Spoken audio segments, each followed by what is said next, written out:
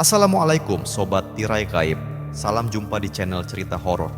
Di channel ini akan kami ajak kalian menelusuri dunia mistis yang tegang dan menyeramkan.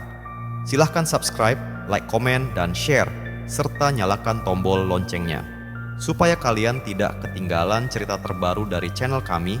Yang sudah subscribe semoga diberikan umur panjang, kesehatan, dan berlimpah rezeki serta selamat dunia akhirat. Desa Kenanga adalah desa kecil yang terletak di kaki perbukitan, dikelilingi oleh hamparan sawah yang luas dan sungai kecil yang membelah desa dari utara ke selatan. Setiap pagi, kabut tipis selalu menyelimuti pematang sawah, menciptakan pemandangan yang tenang dan damai. Angin yang berhembus dari arah hutan bambu membawa aroma tanah basah yang khas, menenangkan siapa saja yang menghirupnya. Di desa ini, Ramadan selalu menjadi bulan yang paling dinanti. Setiap rumah menghias terasnya dengan lampu-lampu kecil yang berkelap-kelip. Mulai dari anak-anak hingga orang tua, semua larut dalam suasana yang penuh berkah. Di sore hari, sepanjang jalan desa dipenuhi ibu-ibu yang menjual kue basah, kolak pisang, dan berbagai hidangan buka puasa. Anak-anak berlarian dengan membawa lentera buatan sendiri sambil meneriakkan kata-kata khas. Bedug, bedug, tarawih, tarawih. Masjid Al-Makmur, satu-satunya masjid di desa ini, berdiri megah di tengah-tengah desa. Dindingnya yang terbuat dari batu bata merah tua dan atapnya yang beratapkan genteng tanah liat membuatnya terlihat kokoh dan berwibawa. Setiap malam Ramadan, masjid ini selalu penuh dengan jamaah. Bahkan orang-orang dari kampung tetangga sering datang hanya untuk merasakan suasana tarawih yang khusyuk di Masjid Al-Makmur. Sehabis tarawih, biasanya warga desa tak langsung pulang. Mereka akan duduk-duduk di serambi masjid, berbagi cerita sambil menyeruput kopi panas dan menikmati onde-onde yang dibagikan oleh takmir masjid. Suasana seperti ini membuat Ramadan di desa Kenanga terasa sangat hangat dan akrab. Tak ada yang terburu-buru, semua seperti menikmati malam yang panjang sambil menunggu sahur. Di desa ini, budaya gotong royong masih sangat kental. Menjelang bulan puasa, warga akan bersama-sama membersihkan masjid, memperbaiki jalan-jalan desa yang berlubang, dan memasang obor bambu di sepanjang jalan utama. Bahkan sahur on the road masih menjadi tradisi di sini. Anak-anak muda akan berkeliling desa membangunkan warga dengan beduk, kentongan, dan lagu-lagu sahur yang khas. Namun, di balik keindahan dan kehangatan Ramadan di desa Kenanga, ada satu kepercayaan lama yang masih dipegang sebagian warga. Konon, setelah tarawih, sebelum tidur, orang-orang dianjurkan untuk selalu membaca doa dan niat sahur. Katanya, siapa saja yang tertidur tanpa itu akan dibangunkan oleh bukan manusia. Hal ini sering dianggap mitos oleh sebagian anak muda, tapi para orang tua selalu mengingatkan agar jangan pernah meremehkannya. Tokoh utama dalam cerita ini bernama Raka, seorang pemuda yang baru saja kembali ke desa Kenanga setelah merantau selama 3 tahun di kota. Raka pulang untuk menemani ibunya yang kini tinggal sendiri setelah ayahnya meninggal 2 tahun lalu. Dia merindukan suasana desa yang damai, apalagi saat Ramadan seperti ini. Raka merasa tak ada yang lebih indah selain tarawih bersama di masjid masa kecilnya, disambut senyum ramah tetangga, dan mendengar sahutan kentongan sahur yang bergema dari kejauhan.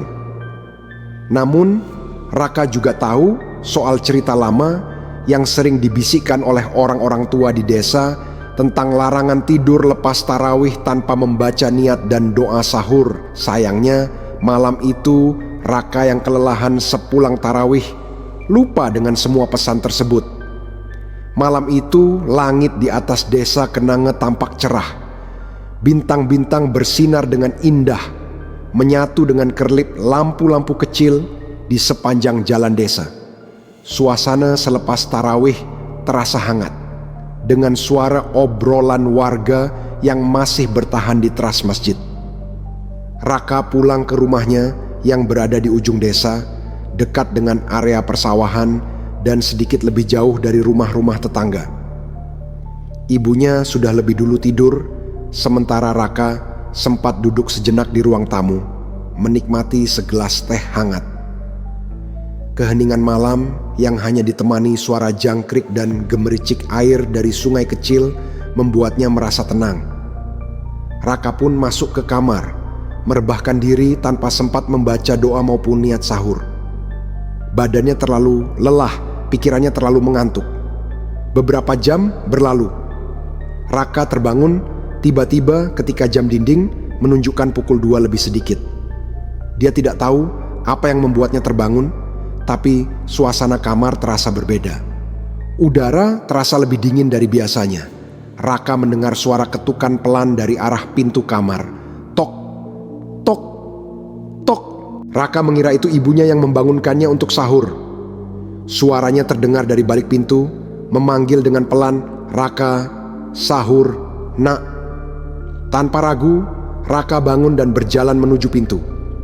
Namun, langkahnya terhenti di tengah jalan. Matanya melebar, napasnya tercekat.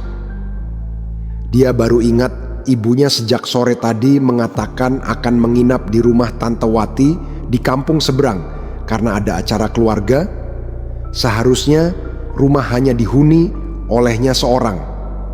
Pikirannya mulai kacau. Ketukan dari balik pintu kembali terdengar, kali ini lebih pelan namun terasa seperti memaksa. "Raka, ayo sahur nak." Suara itu kembali memanggil. Namun semakin diperhatikan, suara itu terdengar aneh. Seperti suara ibunya, tapi terasa serak dan berat. Ada getaran yang tidak wajar dalam intonasinya. Raka memundurkan tubuh, berusaha mengumpulkan keberanian. Tapi tanpa ia duga, pintu kamar terbuka perlahan, memperlihatkan celah kecil. Dari celah itu, tampak ujung kerudung lusuh dan tangan kurus dengan kuku panjang yang mulai mengintip masuk. Raka terpaku, tubuhnya kaku, seakan tak bisa bergerak. Perlahan, pintu itu terbuka lebih lebar, menampakkan sosok perempuan berkerudung kusam. Wajahnya pucat, matanya kosong tanpa bola mata, hanya cekungan hitam yang dalam. Ia berdiri di ambang pintu sambil tersenyum lebar, seolah-olah benar-benar sedang membangunkan Raka untuk sahur. "Ayo sahur, biar kuat puasanya," ucapnya dengan senyuman yang justru terasa mengancam. Raka mundur ke sudut kamar, tubuhnya gemetar hebat. Perempuan itu melangkah masuk ke dalam kamar. Anehnya, langkahnya tidak menghasilkan suara apapun, seakan kakinya hanya melayang di lantai. Raka mencoba berteriak, namun tak ada suara yang keluar dari mulutnya. Perempuan itu terus mendekat, senyumnya makin lebar, matanya menatap tajam ke arah Raka yang ketakutan. Di luar kamar, suasana tetap sunyi. Tak ada satupun suara warga yang biasanya masih terdengar di malam-malam Ramadan. Hanya suara angin yang berhembus melewati celah-celah jendela kayu. "Ayo sahur, nak." Perempuan itu berbisik lagi, tapi kali ini suaranya langsung terdengar di telinga Raka, padahal jaraknya masih beberapa langkah di depan. Tanpa bisa menghindar, perempuan itu mendekat begitu cepat. Wajahnya kini hanya sejengkal dari wajah Raka. Bau busuk yang tajam memenuhi ruangan. Dalam detik itu, mata hitam kosong. Perempuan itu tampak seperti memutar bayangan-bayangan aneh, menampilkan wajah-wajah yang tak dikenal, menangis, merintih, bahkan ada yang berdoa dalam ketakutan. Raka kehilangan kesadaran, tubuhnya jatuh begitu saja. Kamar itu kembali sunyi, seperti tak terjadi apa-apa. Keesokan harinya, warga desa menemukan Raka terbaring di lantai kamar dengan wajah pucat, tubuh dingin, dan kedua matanya terbuka menatap langit-langit kamar. Ibunya yang baru pulang langsung histeris. Raka masih hidup, tapi tidak merespons apapun. Sejak malam itu, Raka hanya bisa terdiam, menatap kosong, dan terus bergumam pelan tanpa henti.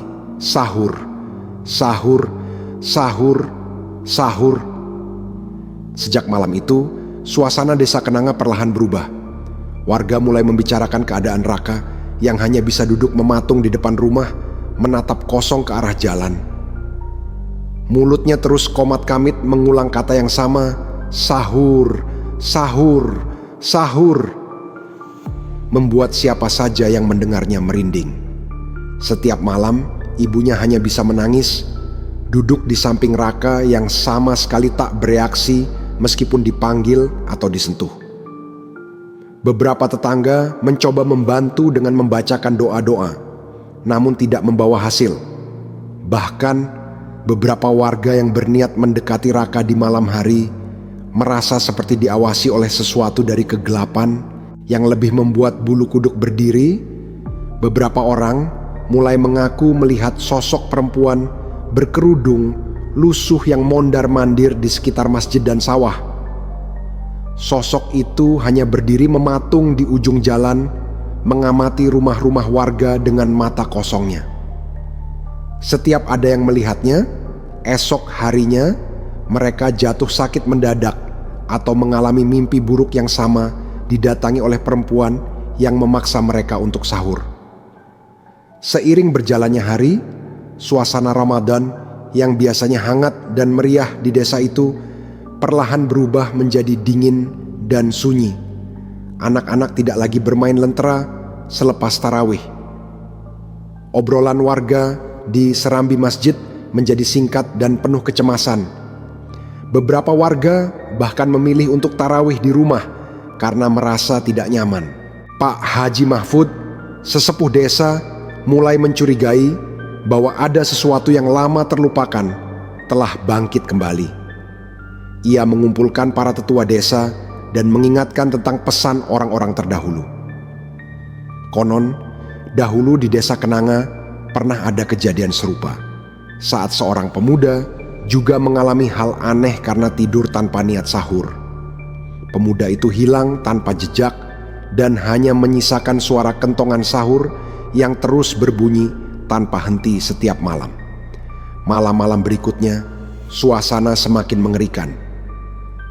Warga yang tinggal dekat sawah sering mendengar ketukan dari luar jendela, disertai suara serak perempuan memanggil-manggil agar mereka bangun untuk sahur. Namun saat dilihat, tak ada siapa-siapa di luar sana, hanya jejak kaki kecil yang basah di teras rumah.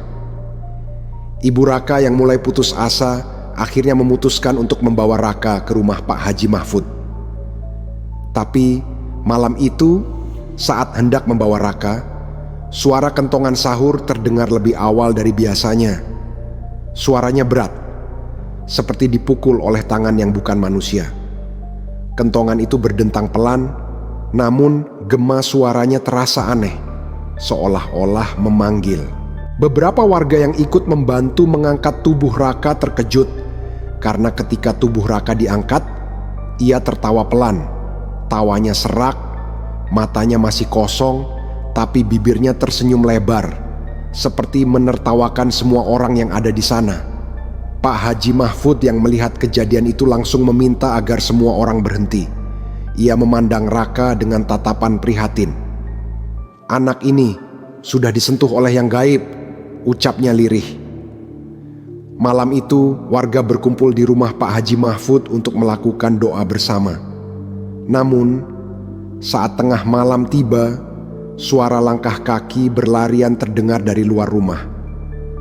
Warga yang berjaga di depan teras melihat dengan jelas perempuan berkerudung lusuh itu berdiri di bawah pohon beringin, menatap ke arah rumah Pak Haji Mahfud.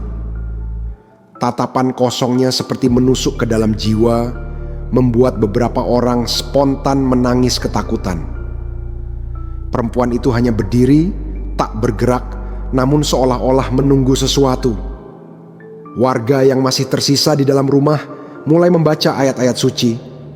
Namun Raka yang duduk di sudut ruangan justru tersenyum lebar, lalu menatap ke arah jendela, seolah merespons kehadiran sosok itu di luar. "Dia datang," bisik Raka, untuk pertama kalinya bicara dengan sadar sejak malam kejadian. Malam itu terasa begitu panjang. Warga yang berkumpul di rumah Pak Haji Mahfud tak berani meninggalkan rumah tersebut. Pak Haji terus melanjutkan bacaan ayat-ayat suci, berharap agar malam segera berlalu.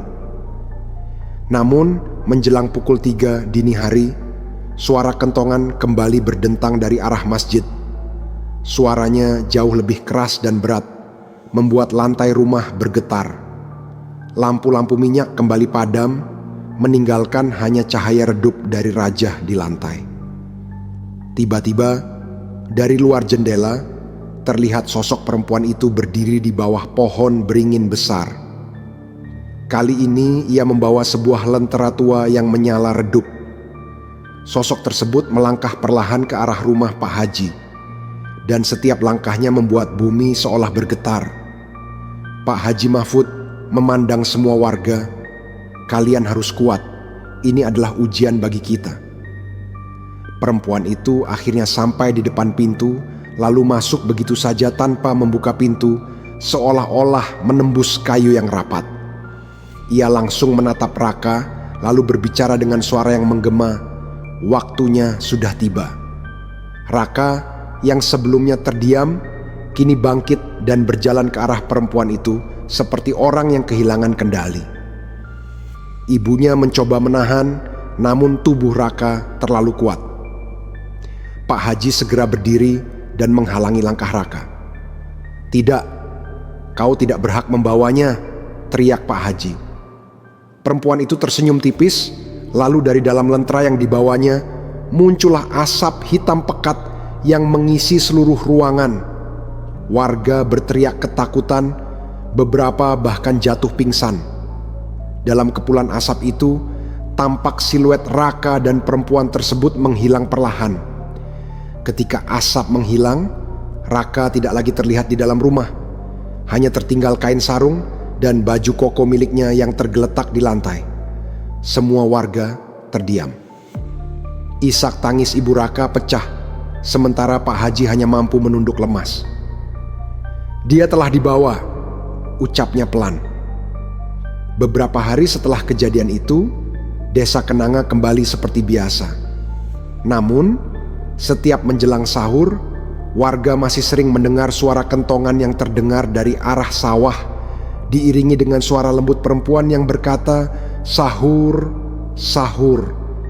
Dan siapapun yang berani tidur sebelum sahur akan bermimpi melihat Raka berdiri bersama perempuan berkerudung lusuh itu sambil memukul kentongan kayu, memanggil mereka untuk ikut sahur bersama.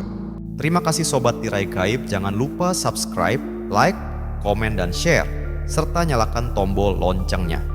Yang sudah subscribe semoga diberikan umur panjang, kesehatan, dan berlimpah rejeki, serta selamat dunia akhirat.